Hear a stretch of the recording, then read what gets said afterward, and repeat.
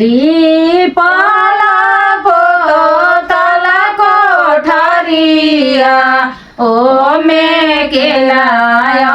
मारुत ओ में सेवाया मारुत लिपाला पोतल कोठरिया ओ में सेवाया मारुत ओ में सेवाया मारुत खेली कूदी आइले बालकावा सेउआ देले झूठिया केला देले झूठिया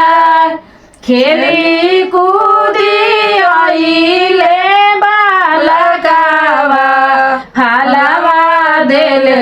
झूठिया फलवा देले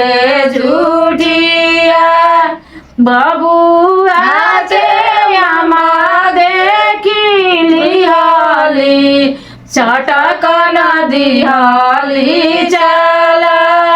चटक नदिहाली चला तड़पी के बोले ले आदि तमा सुनाती भैया राजहामा सुनाती भैया राजहामा हमारे दियाला का बालकावा और गले बोजरू और गले बोजरू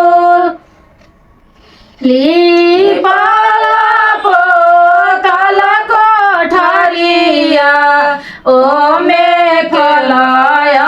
मारुत ओ में फला